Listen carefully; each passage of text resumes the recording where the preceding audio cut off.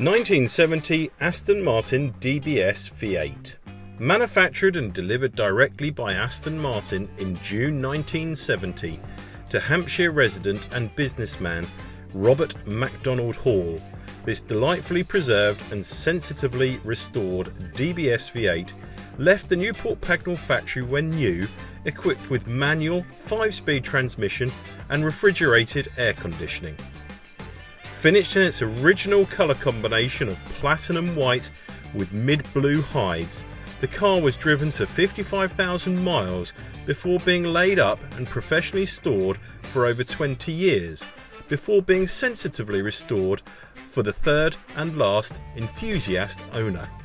An early car, delivered just 2 months into production, chassis 10021/RC would undoubtedly have caused quite a sensation on the open roads of Hampshire, being in period one of the fastest production cars in the world.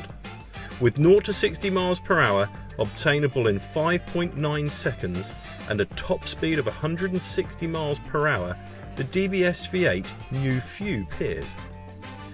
Restorative works carried out in between 2016 and 2019 included chassis and bodyworks, a bare metal repaint, bright work rechromed, a complete engine and fuel system rebuild, suspension and brake rebuilds, electrical and cooling systems overhauled, original interior hides reconditioned, and new Wilson carpeting fitted, all carried out by an ex-Aston Martin professional restorer, retaining originality wherever possible.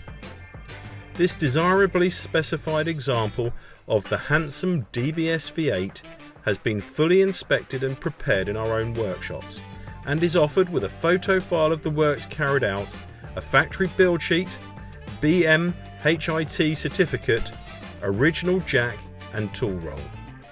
Available for viewing and demonstration now at our Hertfordshire showrooms.